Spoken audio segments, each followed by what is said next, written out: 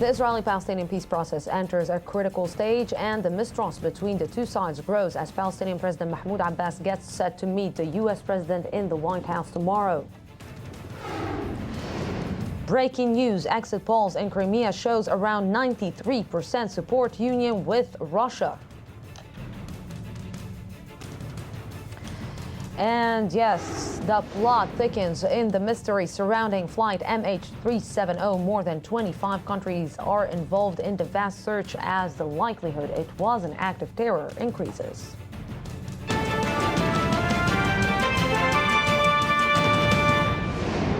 Welcome back to the news today. This is the Daily Debate. We just heard the breaking news about Crimea. 93% agree on a union with Russia, another peak in the ongoing crisis between Ukraine and Russia. Today in Crimea, the citizens went to the polls in a referendum to decide whether to join Russia or stay with Ukraine.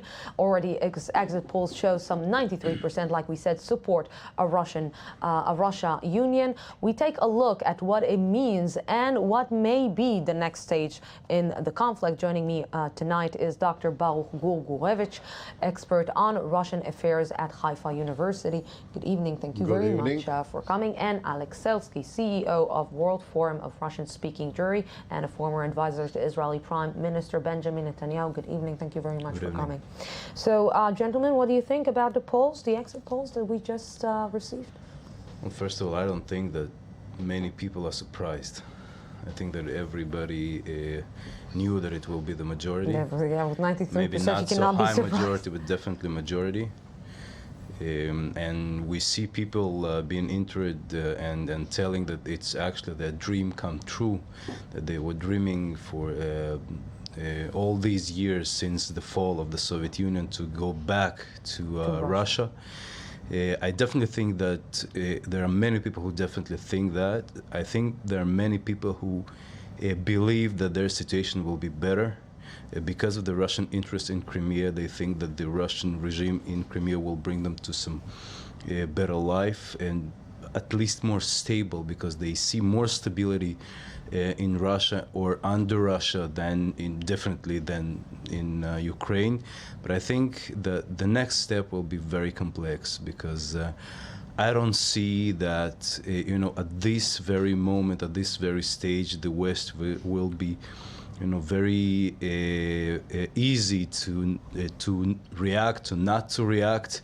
And I remind that Putin said on the press conference that he's not seeing his purpose, his goal to reunion Crimea. So I don't know what he exactly will do with this result. It will be very complex, but I think at the end, somehow, Crimea will be his. I was just thinking, and I was just looking at the whole situation for the last few months, and we are looking about what is happening, and every single day people are saying, no, this cannot happen. We cannot see it deteriorating more or being developed more, and it seems that every day it's changing.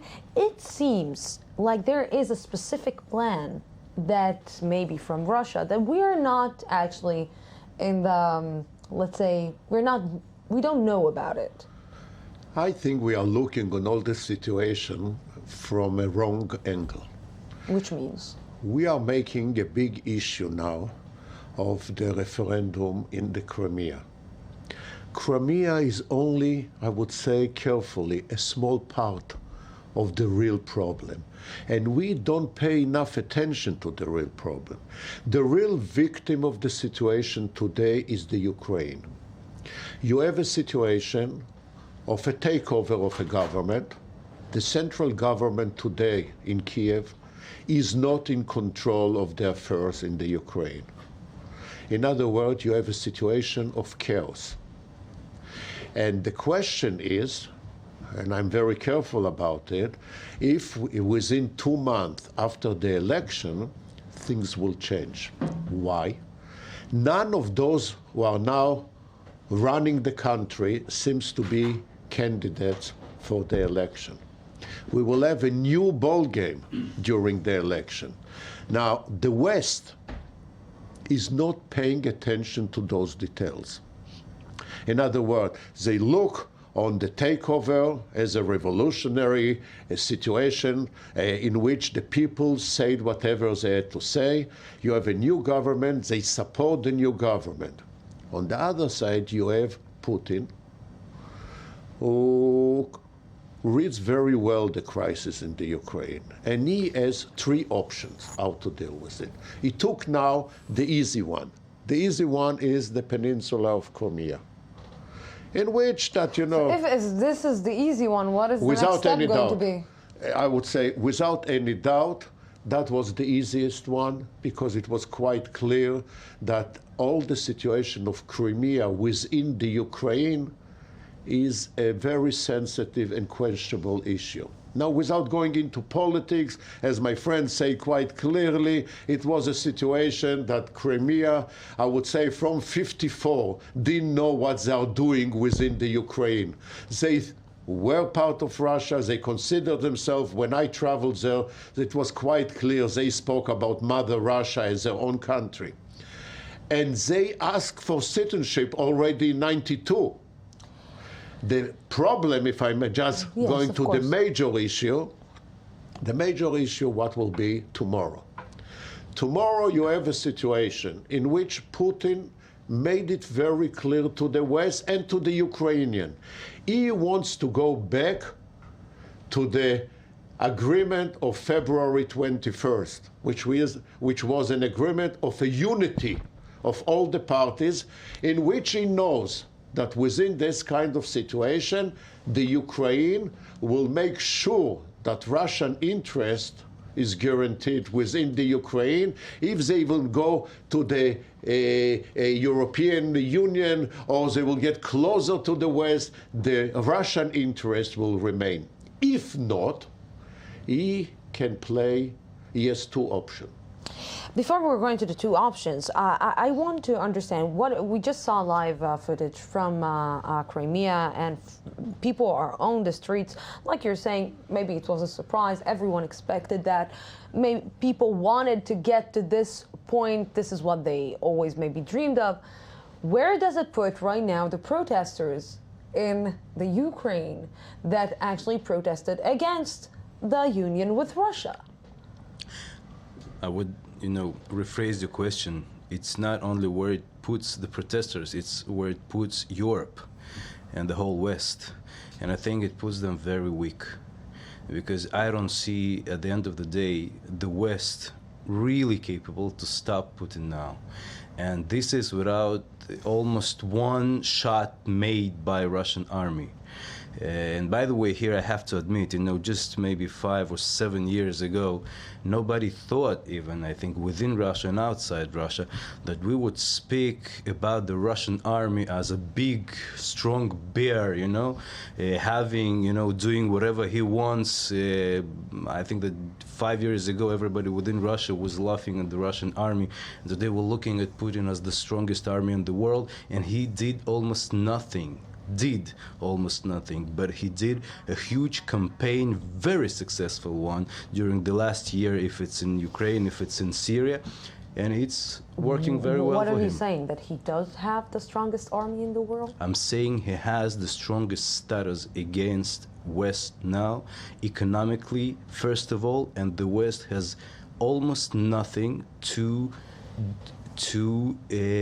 do something against him, because this is the most complex economical situation since the fall of the Soviet Union. We've never been so mutually depending one on another. West and the East, any big country economically depends on other side. And Russia, I remind to everybody, it's the third of the worldwide gas. It's almost every raw material that you may name somewhere in the soil of Russia. So you cannot come and say, we will boycott Russia and think that it will not come back to you. So somebody slept during the game, we can say. I don't know.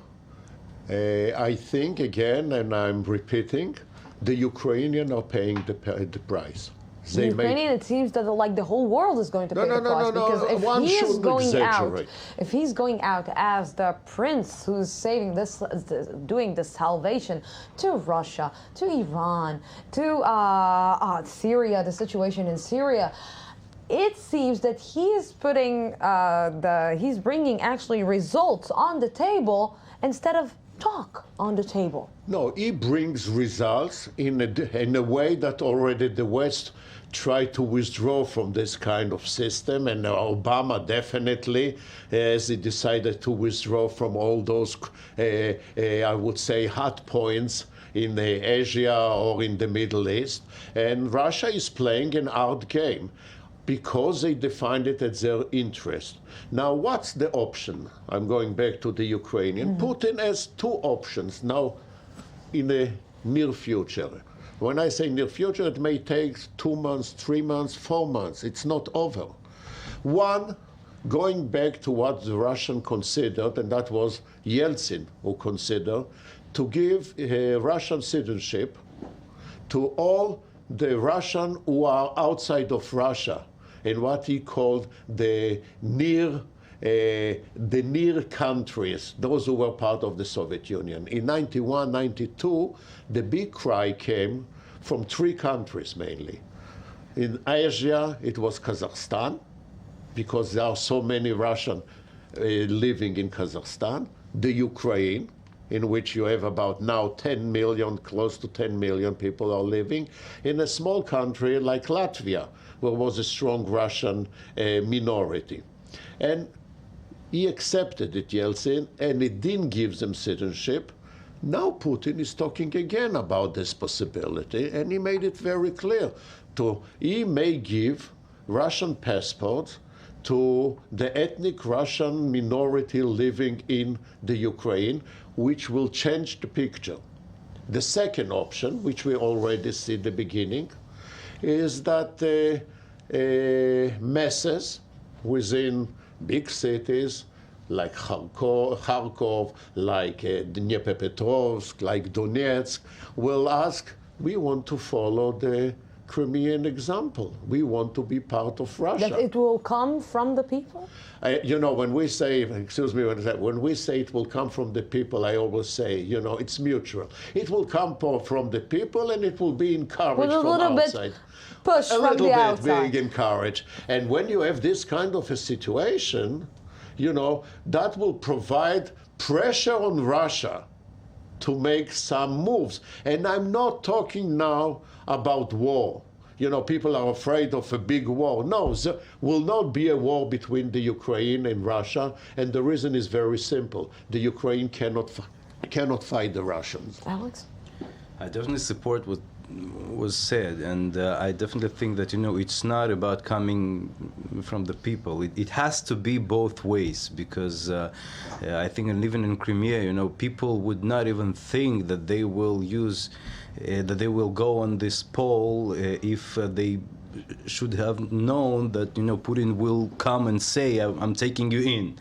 So I don't know what will be next part. You know, I was sitting here 3 months ago, and I honestly have to say that I don't think I could then say that this situation will be so soon that, you know, Putin will come with army and just trying to take back Crimea so quick. So I don't know what will be, but I definitely think that this situation today, when Putin is on his peak, is I think very big challenge for the West, who is not very capable to, you know, to stop Putin from doing what he wants in Ukraine. And maybe then, as you definitely said right, in Kazakhstan and Belarus, it definitely looks possible now. So it's, I think, a very risky situation. You know, one of the most maybe famous sentences from a movie is, I created a monster. Who created this monster? Is it the West? I'll tell you who created this monster. The West, as they saw Russia in 90s. You know, it might be a very big parallel, but I will say that. You know, we tend to say that who created the Germany of 30s was the world that humiliated the Germany of 1919. So I think that those who created Putin of 2014 were those who humiliated Russia in 90s, and that's what we see now, I think. First of all, we have a situation now that the popularity of Putin increased within Russia, although we see all kind of demonstration against Putin, but that's already a traditional thing, and it's part of the game of the opposition within Russia. His popularity reached a climax high of 70%. So that means the Russian thinks that he is acting properly. Now, if I may say, the confusion is on the part of the West. Because when not reading well the situation in the Ukraine, pushing and threatening Russia with sanctions. You hear the music? I have to wrap this debate. But thank you very much, gentlemen, for coming. We have commercials and we have to go out for a break. And we're going out for a small break, 2 minutes break, and then we will be back for the I-24 News 1-on-1, the news today. Don't go anywhere.